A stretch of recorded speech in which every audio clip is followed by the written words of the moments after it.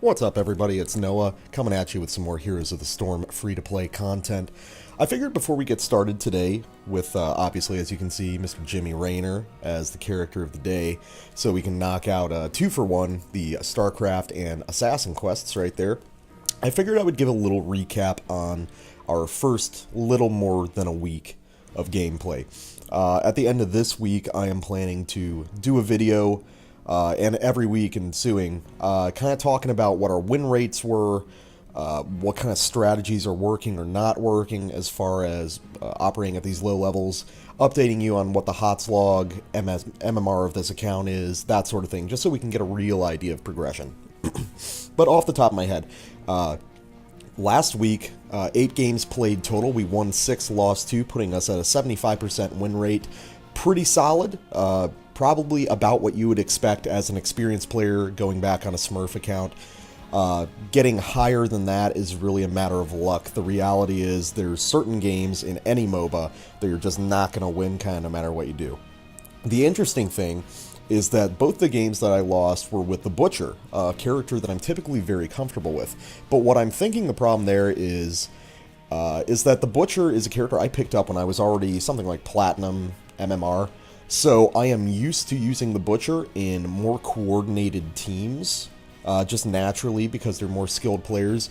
So I think what I was getting burnt on were teams that don't really know how to work around it. The Butcher is a character that really necessitates, kind of like Kerrigan, follow-up CC and a more coordinated tank presence to really make it count, so I think I got burnt on that. The other interesting note is that the 2 maps that we lost on were Tomb of the Spider Queen and Dragonshire, which are both maps I'm fairly comfortable with, but they're also maps that require a lot of fast rotations and a lot of the team sticking together in a couple lanes while you have a solo member in the top lane. So I'm thinking what I'm going to be working on consciously over the course of this next week is, especially on those maps, keeping up with the team, breaking away from my lane earlier, and just trying to keep the speed of those rotations up. So I'll go into a little bit more detail next week on our weekly Roundup videos that I'm planning, but I just wanted to let you guys kind of know where we are right now. With that being said, we're going to jump in with Jimmy Raynor so we can double tap those quests. We have a whole new set of heroes on rotation because it's Tuesday right now. Raynor is a very strong character right now, maybe not quite as strong because the meta is so bursty, but he did have a serious heyday a couple patches ago when a couple minor tweaks to his numbers really brought him up to the top of the pile, especially countering the multiple warrior meta that we were seeing a month or 2 back. With that being said, he's an easy character to play. He's pretty straightforward. He's fairly safe in terms of his natural tankiness as a ranged assassin, and he dumps out just shitloads of damage if you play him correctly. So with that being said, we're going to jump right in and see what we can get done.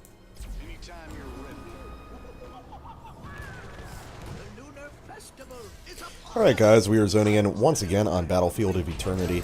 Gonna pick up Mr. Monkey right here, get our saucy 100 gold for grabbing him. Come on, come over here, Monkey. Yes. Alright, so Raynor, I'm going to be taking a very conventional build with him. Level 1, I'm going to pick up Seasoned Marksman. Again, this is not an ideal map for passive talents, simply because we were dealing with a 2-lane map where a lot of the time you're going to be distracted from the laning phase in the middle of the map, but honestly, the benefit you can get off Seasoned Marksman, especially with a very safe character like Raynor, where you can just kind of pop things, is really useful. Let's take a look at the team comps. Myself as Raynor, ETC, Kerrigan, Uther, and Jaina. Very solid comp versus Greymane, Stitches, Abathur, Kharazim, and Nazebo. And there's Mr. Greymane right there, getting poked a little bit, and Kerrigan should be able to... Oh, no, Kerrigan, please. Oh, probably should have...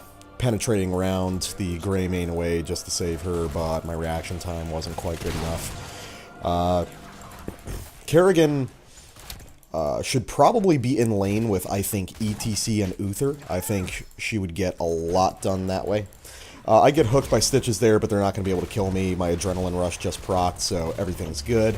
And I'm just going to kind of play it safe until Kerrigan gets back. I'm going to sit behind my protective wall, and... Ooh, Mr. Greymane, you are way out there. And it's looking like Yep, Kerrigan is going to be able to get a revenge kill on Mr. Greymane. Not sure why she took the unsafe route back there, but hey. Stitches missed his hook, which means that he's going to be on cooldown for a little bit. I'm going to use the Inspire just to start pushing this lane a little bit better. We have Uther with us now, which is all good, so it looks like ETC and Jaina are doing work up in the top lane, pushing out that lane against the Nazebo and Karzim. Okay, so here's where I'm going to work on protecting our Kerrigan a little bit more. We got Immortal spawning in 10 seconds. I think that Stitches had a good hook there, but he probably should have waited a little bit longer because all of us were positioned to be able to save her. But right now what I'm going to do is, being at full mana, going to push right up here and just start burning the Immortal. Oop! Mr. Greymane, no, you get away now. Oh, can we burn him? Can we get the Greymane? Unfortunately, he gets away with just like 1 health right there. But it's all good. We're just going to concentrate on burning. It looks like, okay, the enemy team has just started burning ours, but we're easily going to be able to get out the, oh no, Uther, you're in a terrible spot. And I am separated from the team, so I'm going to try and come from the back just to offer some covering fire for my team so that our Kerrigan doesn't get jumped on.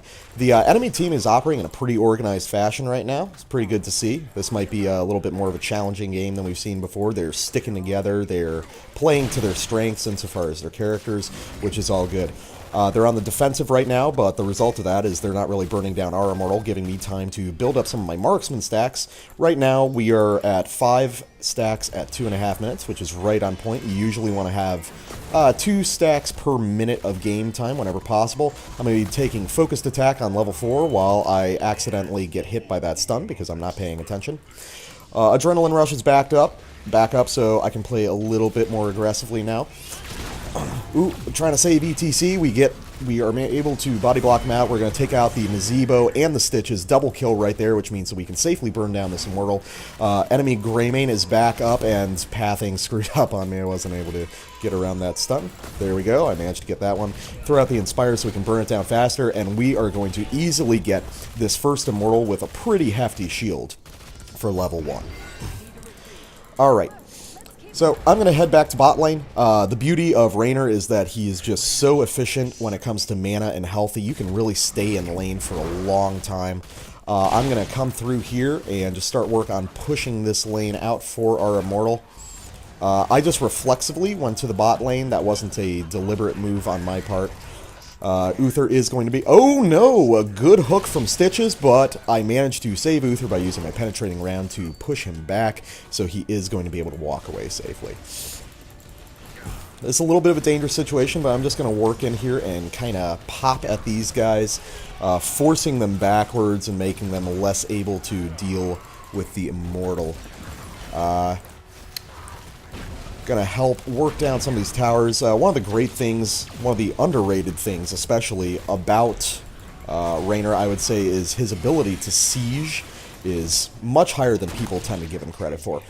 Okay, I don't know if the... Okay, he used his hook on Uther right now. I don't know if I'm going to be able to save him because I've got cooldowns to worry about, so I'm just going to provide some covering fire. Yes, it looks like we're going to be able to save all of us. We put down a lot of damage on the enemy team, just kind of sucking up their mana and everything. And look at me, I'm still basically at full mana. Okay, I'm going to take Fight or Flight right now. Just helps you be a little bit more tanky and allows you to proc Adrenaline Rush manually, which I think is a super, super useful thing. It's difficult for the level 4 to really compete, or excuse me, level 7 talent to really compete against anything else. They're trying to counter-push a little bit right now, which I'm not too concerned about. As I said, I'm just using this as an opportunity to safely build up these stacks. Putting a lot of damage down on Mr. Greymane. He has a lot of challenges ahead of him as far as actually being able to jump in, just because we've got a team that can put out so much damage so quickly between me, Jaina, and Kerrigan. Honestly, I think this is a really phenomenal team comp that we got through Quick Match. We have 1-2 stack, which I believe is our Kerrigan and someone else. But apart from that, these are all solo queue players, and this is actually matchmaking at its finest. This is some really, this is a really beautiful team comp they actually gave us here. Greymane's trying to poke in, but there's not a whole lot he can do as long as we play conservatively. Unfortunately, Jaina taking a death in the top lane. It looks like Kerrigan wants to rotate up and see if she can get some picks up there, which would be pretty nice. But it looks like the enemy team is going to play a little bit more conservatively right there, which is smart of them. Push back Mr. Stitches. Okay, he's going to hook, but his team is not in a in a place to respond to it. So we're just going to move down and start burning the Immortal. It looks like Abathur on the enemy team is going a full mine build. They are burning down our Immortal pretty quickly, but what I'm going to say is let's just match it and wait for the Immortals to swap, so we'll have a better shot at actually getting something done there. Because don't be afraid to kind of let the first phase go and re-engage as needed. Because now we're in a position where we can do some serious burning. I am putting a lot of damage down on Mr. Greymane there. And now we can get into a defensive position and actually respond. So I'm just going to work on hitting Stitches right now. Really, I'm just going to attack kind of whoever's in range. I've got Jaina assisting me right there, which is all good. I get hooked, but fortunately my fight or flight has procced, so that's all good. It looks like they're just concentrating on burning it down, and unfortunately our team decided to split up. Not sure why they did that, to go and burn it. So they got the Immortal, but it's relatively low in shields. I don't think we're going to have to worry too much about being able to take this out without a lot of structural damage. Both teams are right on the cusp of level 10, so I want to assist Kerrigan in burning down some of these minions in order for us to level up. So hopefully we'll be able to respond with our own heroics as soon as the enemy team engages us. As Raynor, I'm actually going to be taking Hyperion. It makes sense on a very siege-heavy map like this. Stitches misses with his hook, so it's all good. Just waiting for some of that trickle-down experience to get us to level 10, and there we are. Here's the Hyperion, and I'm going to throw that down right now just to push out the enemy team a little bit, or force them to soak more damage than they're comfortable with. This is also going to assist us in burning down the Immortal. That's really what I'm concentrating on right now. Ooh, unfortunately I get hit with the stun, and it looks like they are actually going to, surprisingly, be able to take out that first fort. Again, not a tremendous problem. It just means we're going to have to play a little bit more conservatively as things go on. They are a little bit... No, they're about half a level ahead of us. Oh god, our ETC took stage dive. But right now is a good opportunity for us to take it to the enemy team. Unfortunately, my fight or flight is on cooldown right now, so I don't want to be jumping in. I'm just going to sip from my cup a little bit. Protect myself as much as possible. Ooh, taking a lot of damage.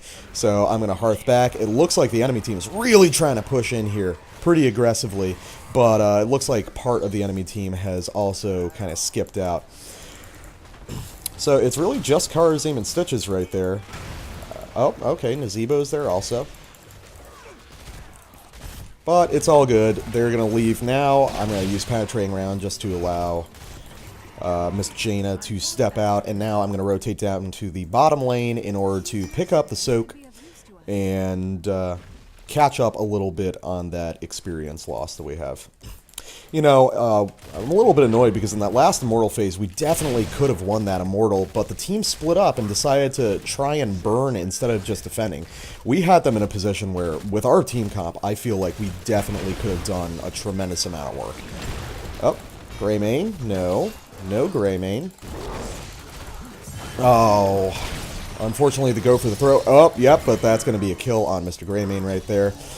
Good Ring of Frost on the part of our Jaina right there. So, there's a couple ways this can go down. I'm thinking I'm actually going to chuck out a Hyperion on the bot lane as soon as these Immortals start, just to create a little bit of pressure and hopefully put the enemy fort in a position where it can just be kind of pushed down by some minions. So there we go. I'm going to do that. Create pressure. As Jimmy, I like to throw out my Hyperion pretty aggressively. I'm going to concentrate now on burning down Mr. Immortal. With me in tow with the whole team here, we're going to be able to do that pretty quickly. Not sure why Kerrigan threw out her Maelstrom there, but hey, you know, it takes all kinds. We've got a little mini engagement going here. Oh, unfortunately, ETC and Uther are both going to get eaten up. I think it was by Greymane there. So, going to provide covering fire just to give a little bit of space to the friendly team, but it looks like just everyone is getting eaten up, and I'm not really sure why. Well, probably because our healer died so quickly. Well, now I'm in kind of a tough spot. It's only me and Jaina right now, and we can't meaningfully attack the Immortal on our own, so best thing I can really do here is kind of clear this lane of the Bruisers, which will do a lot of damage if left ignored. Okay, friendly team is coming back up. We're going to lose this Immortal, but hopefully we can re-engage. We're on the cusp of 13. All we would take is like one kill, which we could easily get through some focus fire. I don't know, man. Team is starting to get a little bit scattered.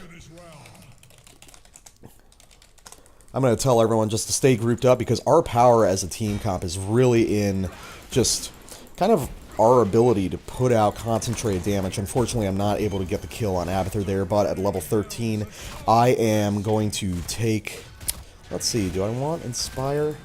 I don't think I want Inspire. I think I'm just going to go Giant Killer. It's a safe bet, and just going to be able to deal out some extra damage. It looks like we are going to push in here. I would say this is probably a good idea.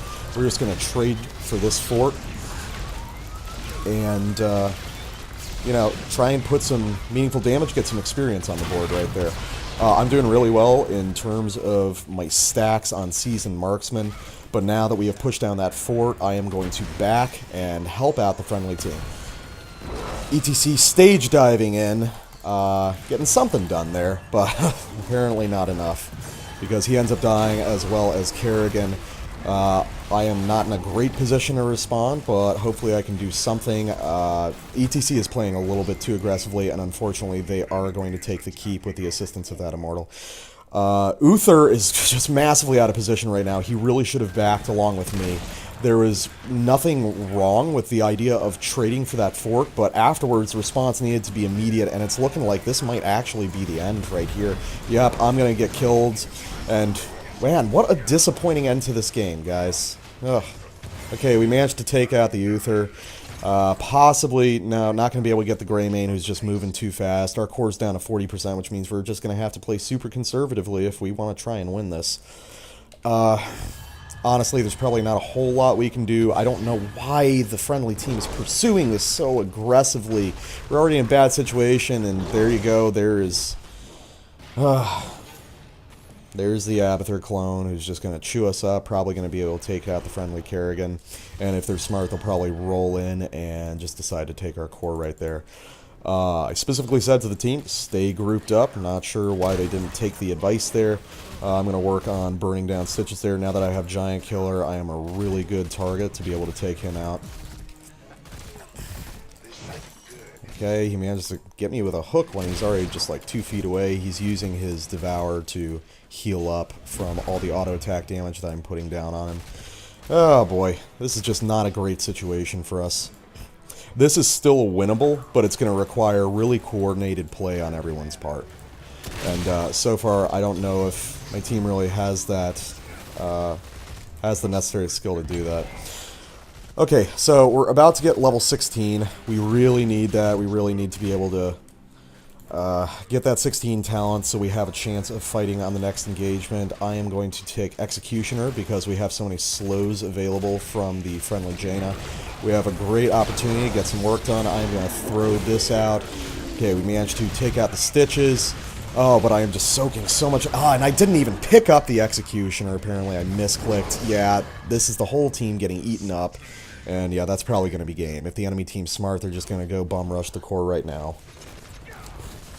Looks like Jaina is taking issue with our ETC, who I would agree was very foolish for taking stage dive. I didn't really notice what he did or failed to do on that engagement. But let me take a look at the numbers. Well, he's been soaking a lot of damage, but he's also been dying a lot as a result. The lack of disruption from Mosh Pit kind of prevents us from being able to meaningfully engage these guys. They have a lot of burst on their side, and we really need to kind of set these guys in place to be able to do something. Spiders are doing a tremendous amount of damage to us, unfortunately. ETC is rushing in, which, you know, I appreciate the enthusiasm, but I don't know how much it's really going to get done in a meaningful sense. Oh man, these leaping spiders are just eating me alive, but unfortunately that's not a kind of damage we're able to respond to.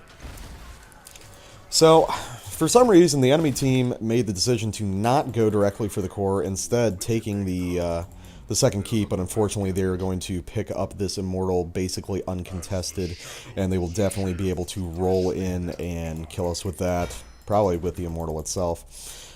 We can hope for an easy side Immortal. Yeah, well, we get an easy side Immortal, so this is where we really need to make our stand as a team. Going to do as much damage as possible to these guys. 7-side strike is coming out from Karazim. I'm going to throw out my Hyperion. We've got a beautiful root down. We managed to take out a couple members of the enemy team. I've got to burn down this fucking Greymane clone right there just to be able to get something done. That is a... Is that 3 or... Yep, that is a 4 for 2 trade, so we really have to burn down this Immortal. If we don't get this Immortal, we're going to die. Unfortunately, Abathur has come back... Oh, Jesus. Oh, no. This is a bad situation. I'm trying to hearth back because Abathur is spawning locusts right there. Hopefully, the rest of the team can attempt to burn... Why are they going for the bruiser camp? What would possess you to do that? The whole team decided to back, which is really going to lose us that advantage we just established. Abathur was trying to move in for the kill by spawning locusts in the lane. Abathur is the only member of the enemy team left up. We need to burn this Immortal. We need to get whatever done we can. We have probably just enough time to put enough hurt on this Immortal that we can take it. It would only be less than half shields, but at this point we need to create whatever space we possibly can. Okay, come on guys, come on. Just burn her down, burn her down, burn her down. We are going to be able to burn her down and secure this Immortal, so we are going to cling on just a little bit more. Stitches is advancing in. He might be... Oh, he is definitely not alone. I thought he might have been alone, but apparently he is not. Gonna get in here. Unfortunately, he is going to fart out. Oh, shit. And I am probably going to get nailed by Greymane here. Unfortunately, my penetrating round is not coming off cooldown fast enough. Another Abathur clone is coming out. Huge problems. Uther is trying to defend against this push coming from top from Nazebo, but it is just no good. And, yep. That was definitely foolish on my part, trying to re-engage on that Stitches. I should have been sure that the rest of the team would be behind him. I don't know, man. This is probably it for us. Yeah, I would take Nexus Frenzy, not that I'm going to get a chance to use it. Oh, boy. Well, a very disappointing end to this game. I think that one thing I'm going to do, instead of just looking at the stats, I definitely want to check out the talents on this game.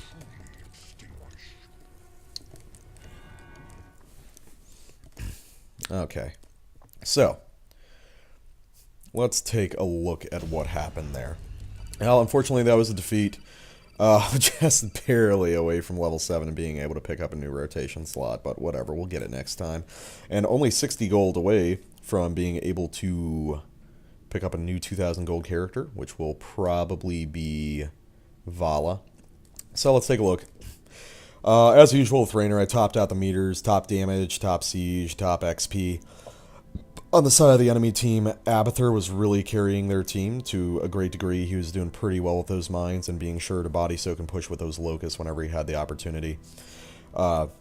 Stitches and ETC soaked about the same amount of damage. Karazim did massively more healing than Uther, but I'm not going to blame that on Uther. I do want to check out the talents here. Let's see, Uther. Oof. Oh, Uther. Well, that explains a lot of what was going on. Uther's build is a little bit questionable, to say the least.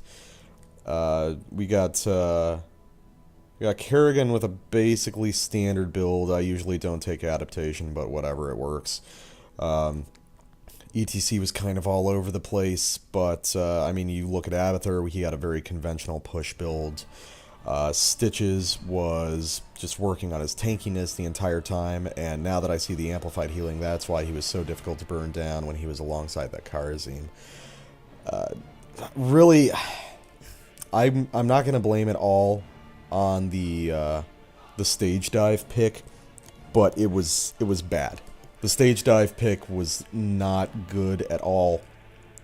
With the amount of burst that we had on our team between Jaina and Kerrigan and kind of the the follow-up damage from me playing as Raynor, Mosh Pit would have done a lot of work, especially on a team like this where we're concerned about their mobility in the form of Greymane or Karazim, who are both able to kind of blink around and jump out of engagements at will. Being able to hold them down and burn them down, and in the process stop Karazim from healing people, would have been super, super, super helpful. So I'm going to say that a lot of this, I had a couple kind of silly deaths there that I shouldn't have had just by not playing safely enough or by misclicking. But I'm going to kind of lay this at the feet of our ETC, because from what I saw, everyone else was pretty much doing their jobs. It was just ETC was out of position, not picking the right talents. And as you know, HOTS is a game where you can kind of win as a team or lose as a team, and there are no real carries in HOTS, but one person's mistake can have kind of a domino effect on the rest of the team, and in this case I'm going to say it was the ETC not picking Mosh Pit. I'm not going to say that would have won us the game, but I will say it would have put us in a considerably better position than we ended up.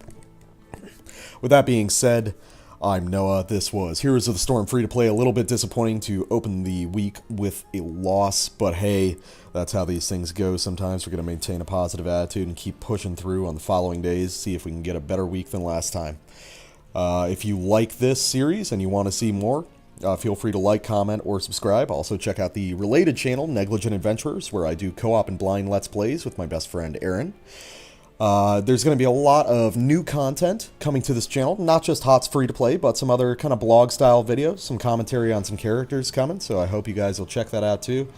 And with that being said, thank you for watching, and until next time, I will see you in the Nexus. Have a good one.